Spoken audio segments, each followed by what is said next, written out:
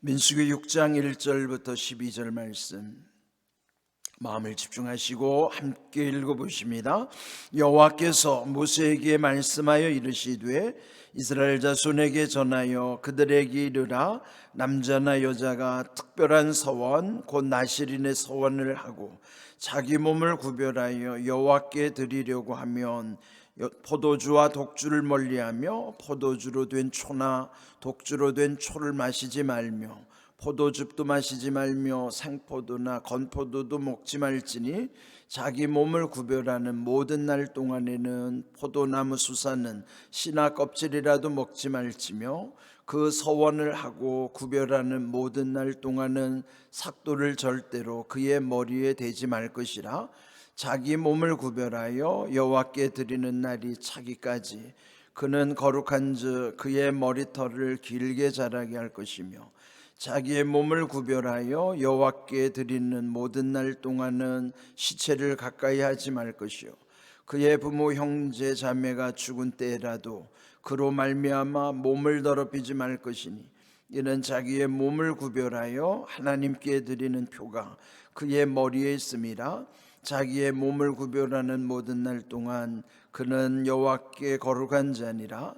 누가 갑자기 그 곁에서 죽어서 스스로 구별한 자의 머리를 더럽히면 그의 몸을 정결하게 하는 날에 머리를 밀 것이니 곧 7째 날에 밀 것이며 8째 날에 산비둘기 2마리나 집비둘기 새끼 2마리를 가지고 회막문에 와서 제사장에게 줄 것이요 제사장은 그 하나를 속죄제물로 하나를 번제물로 드려서 그의 시체로 말미암아 얻은 죄를 속하고 또 그는 그날에 그의 머리를 성결하게 할 것이며 자기의 몸을 구별하여 여호와께 드릴 날을 새로 정하고 1년 되수양을 가져다가 속건제물로 드릴지니라. 자기의 몸을 구별한 때에 그의 몸을 더럽혔은즉 지나간 기간은 무효니라. 아멘.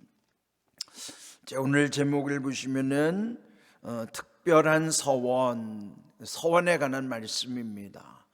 서원이라 하는 것은 하나님께 드리는 약속, 그 한문으로 서할 때 그가 서자가 맹세라는 뜻이고요, 원은 원한다는 뜻입니다. 원할 원자.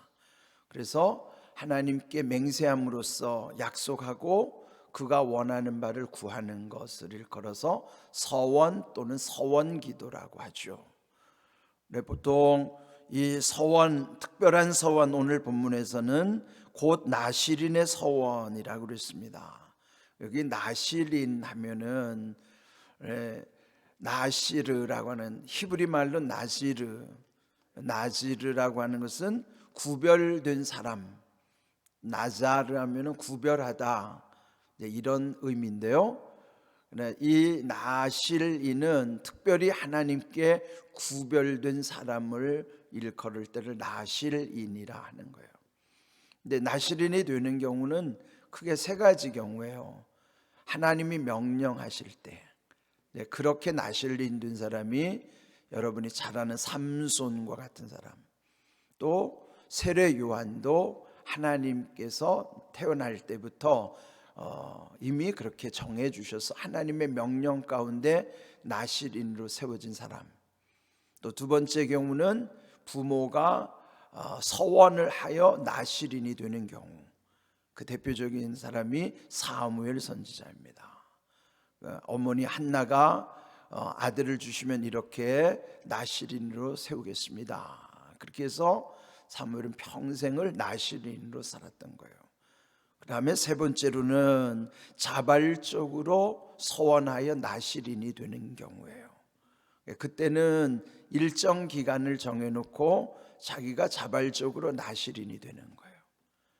그러니까 나실인은 하나님이 명령하셔도 되는 경우도, 부모가 또 하나님께 약속할 때도 있지만, 사실 중요한 것은 스스로 자기가 하나님께 약속하여 스스로 나실인이 되는 경우죠. 그럼 여기서 오늘 본문의 말씀은 자기가 스스로 기간을 정해놓고 하나님께 약속하며 서원하는 동안에 나실인으로서의 지켜야 될 규정이 본문의 말씀입니다. 그러면 우리가 좀 깊이 관심을 둬야 되겠죠. 왜냐하면 누구에게나 해당되는 것이죠. 여기 보면 모든 나실인이 지켜야 될 규정 3가지가 있어요.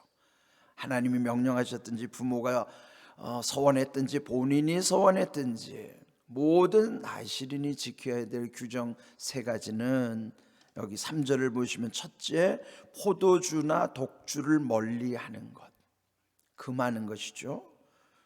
그런데 거기에 보면은 관련된 모든 것, 거기에 발효된 그 초라는 건 식초죠. 발효된 것 뿐만 아니라 또 생포도나 건포도도 먹지 말라. 그는 뭐예요?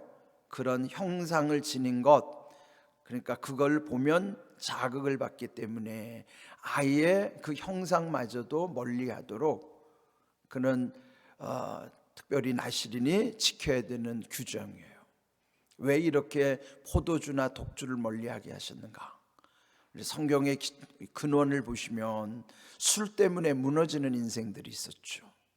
노아가 그 포도주에 취하여 속된 말로 말하면 추태를 보인 거죠. 그럴 때 그 아들 함이 아버지의 하체를 보고서 그거를 막 비난했던 것이 결국은 함이 저주를 받는 경우가 되는 것이죠. 그러니까 이 포도주 술로 인하여 그런 어떤 비극적인 사건이 있었던 경우, 또 뿐만 아니라 롯의 2딸들도 아버지에게 술을 먹이고 음란한 행위를 하여 자손을 이어가는 등 이런 술로 인한 이런 죄, 또 무너지는 현상들 뿐만 아니라 그 술을 상징하는 것이 결국은 그런 어떤 술을 통해서 쾌락이나 그 유혹, 또 죄로 인하여 영적으로나 정신적으로 혼미하기 때문에, 특별히 하나님께 구별된 사람들은 영이 맑아야 돼요. 뭐 주의 종은 말할 것도 없고, 우리 교회 공동체 안에서도요, 특별히 지도자로 세워주신 분들, 장로님들이나 권사님들 같이 중직을 맡거나 특별히 어떤 선교의 리더들로 세워주신 분들은 영이 맑아야 됩니다. 정신도 똑바로 해야 되지만, 그러니까 그렇지 못하니까 자꾸 실수하는 거예요. 영이 맑으면 정신도 바르게 된다고요. 근데 그렇게 안 되니까 자꾸 말도 이상한 말을 하고 행동도 이상하고, 그러면은 이게 본인도 그렇지만 남에게도 시험거리가 되는 거예요. 저를 비롯한 특별히 하나님께서 세우신 리더들은요, 영이 맑아야 됩니다. 그래서 구별된다고 하는 건 이 나실인으로서, 뭐 저를 비롯한 주의 종들은 평생을 하나님께 나실인으로 살아야 되는 사람들이지만, 여기서 이런 것이 어떤 이런 지금 3가지는 구약의 기준이지만은 본질적으로 하나님 앞에 거룩함을 잃어버리지 않도록, 거룩함이 훼손당하는 일체의 모든 것을 멀리할 수 있도록 하는 것, 그것이 꼭 필요한 거예요. 그 다음에 2번째 조심해야 될 것은, 또 여기 5절에 보시면요, 삭도를 대지 말라. 그러니까 머리를 깎지 말라는 것이에요. 이게 이제 옛날 기준이니까. 근데 이 모든 이 핵심 본질은 거룩함을 유지하는 비결이에요. 근데 여기 예전에 왜 머리를 깎지 말라고 했는가 하면, 그 머리를 자르는 것이 이전에는 우상을 숭배하는 사람들의 문화였기 때문에 그런 거를 엄히 막았던 것이죠. 자, 이런 규정 꼭 지켜야 되는 것이고, 3번째로는 6절을 보시면은 시체를 가까이 하지 말아라. 심지어는 부모, 형제, 자매가 죽었다 할지라도 거기 장례에 참여할 수가 없을 정도로, 이것도 죽음이라고 하는 의미는 죄의 결과이기 때문에 그 부정한 죽음을 멀리하라는 것입니다. 이런 모든 걸 오늘날 지키는 건 아니에요. 다만 거룩함이 오늘날 중요한 것은 거룩함을 훼손하는 일체의 모든 것들. 옛날에 없었지만 오늘날에 거룩함을 훼손하는 게 얼마나 우리 주변에 많아요. 도처에 있는 음란의 영들, 여러분들 손에서 떼지 못하는 핸드폰도요, 이거 진짜 절제해야 된다고요. 그 안에 온갖 음란의 영이 가득 차 있어요. 물론 이걸 어떻게 사용하느냐에 따라서 거룩한 방편이 될 수도 있지만 그게 정말 우리를 유혹하는 도구도 될 수 있단 말이에요. 그래서 그 자체보다도 내 자체가 거룩함의 본질을 놓치면 큰일 나는 겁니다.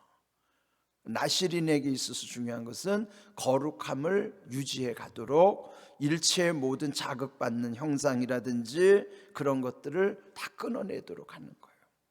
이걸 오늘 우리에게 적용한다면 좋은 것을 좋아하는 거예요. 영적으로 좋은 것을, 유익한 것을 좋아하는 거예요. 그렇지만 해로운 것은 멀리하고 끊어내는 것이죠. 그런 결단, 그런데 이게 우리 힘으로 되지 않아요. 그래서 하나님의 은혜가 필요한 것이고 또 하나님께 구해야만 하는 것이고 그러는 것이죠. 여기 특별히 7절을 보시면 그 시신을 멀리하라고 하면서 그 7절 끝부분에 보면 이는 자기의 몸을 구별하여 하나님께 드리는 표가 그의 머리에 있습니다. 이게 머리가 중요하다는 거예요. 머리가 뭐는 머리카락, 이 머리카락, 나시린은 특별히 머리를 깎지 말라고 그랬는데 그 대표적인 나시린이 삼손이 삼손은 머리를 잘랐다가 힘을 잃어버렸잖아요. 그러니까 그 머리카락 자체가 그 하나님이 머리를 통해서 하나님의 주권을 인정하도록 하신 거예요. 무슨 일을 하든지 우리에게 중요한 것은 하나님의 절대 주권 앞에서 온전히 순종하는 믿음으로 살아가는 것이죠. 여기 보면 그 구별하여 하나님께 드리는 표가 머리에 있다. 그리고 8절 자기의 몸을 구별하는 모든 날 동안 여호와께 거룩한 자니라. 구별하는 모든 날 동안이라는 것은 자기가 자발적으로 하나님께 서원하고 일정 기간 동안 나시린으로서 자기가 어떻게 살아갈 것인가에 대한 하나의 규정이에요. 잘 참고해야 되겠죠. 그런데 그 기간이 끝나면은 이제 머리를 깎아도 되고 또 일상에서 이런 모든 일을 해도 된다고 하는 것입니다. 근데 여기서 이제 9절을 보시면 누가 갑자기 그의 곁에서 죽어서 스스로 구별한 자의 머리를 더럽히면 그의 몸을 정결하게 하는 날에 머리를 밀 것이니 곧 일곱째 날에 밀 것이며, 일곱째 날에 민다고 하는 것은 7이라는 상징적인 숫자가 온전함이고요. 그리고 머리를 민다는 것은 이제 나시린으로서의 그 기간이 끝나는 때를 말하는 것이고, 또 10절 여덟째 날에 하는 일은 산비둘기 2마리 집비둘기 새끼 2마리로 회막문에서 제사장에 갖다 주고 속죄 제와 번제로 드림으로써 성결하게 하고, 또 12절에는 또 자기 몸을 구별하여 여호와께 드릴 날을 새로 정하고 1년 된 순양을 가져다 속건제물로 드릴지니라. 또 더럽혀진즉 지나간 기간은 무효니라. 이렇게 하나님께 제사 드림으로 인해서 오늘 우리를 예배로 말씀하는 것이죠. 예배 속에 근데 여기 보면 여덟째 날이라는 상징적 의미도 있어요. 여덟째 날이라는 것이 이제 신약에 오면은 안식 후 첫날이 여덟째 날이에요. 안식 후 첫날이라는 8일째의 상징의 의미가 부활의 상징의 의미거든요. 회복의 의미. 그래서 이렇게 우리가 예배 드림으로 말미암아 8일째, 우리가 드리는 오늘 주일은 8일째 드리는 예배예요. 안식 후 첫날의 예배예요. 주일의 예배는 안식 후 첫날의 예배, 8일의 상징적 의미, 회복과 부활의 의미가 있다는 것이죠. 그렇게 해서 여기 마지막 12절에 보면 새로 정할 뿐만 아니라 지나갔던 것에 대해서는 다 무효화시키는 거예요. 우리가 예배 드린다는 것이 한 주를 지나오면서 우리의 잘못된 생각도, 마음 먹었던 것, 말했던 것, 행동했던 것, 이거 왜 회개가 중요하냐면 그 모든 잘못된 것을 다시 무효화시키는 거예요. 형식적인 게 아니고 실제로 마음에서부터 하나님 앞에 진심으로 회개하는 것은 한 주간의 모든 죄를 다 무효화시킨다는 거예요. 여러분 저 컴퓨터에서 딜리트 키를 누르면 그게 다 지워지는 것처럼, 그런 것처럼 그 회개가 전제돼야만 이 안식 후 첫날의 신앙 8일째라고 하는 상징점이 회복과 부활에 다시 일어나는 것처럼, 한 주 동안에 마치 매듭을 짓고 그렇게 또 다시 전진하는 삶을 산다고 하는 게 영적 의미로 얼마나 중요한 것인가. 여러분, 우리가 이 나실인으로 산다는 것이 그러면은 내가 자발적으로 하지 않으면은 나와는 상관없겠네? 아닙니다. 나실인, 구별된 자라는 의미가 결국은 신약에 와서는 성도라는 뜻이에요. 우리가 성도라고 하면 우리 안에는 거룩한 백성, 구별됨, 나실인의 의미가 이미 성도 속에 들어있다는 거예요. 그래서 우리는 늘 하나님 백성답게 그런 영적 품격을 지니고 살아가야 되는 것입니다. 그러므로 영이 맑아지려면 이렇게 살아야 된다 이 말이죠. 영이 맑아야 정신도 바른 겁니다. 잘 기억하시고요, 말씀대로 좀 살아갑시다. 말씀대로 살면 영혼도 잘 되지만 범사도 잘 되고 강건한 은혜를 하나님이 항상 우리를 그렇게 세워주시는 것입니다. 그런 거룩함의 능력을 온전히 감당하는 삶 되기를 주님의 이름으로 축복합니다. 아멘.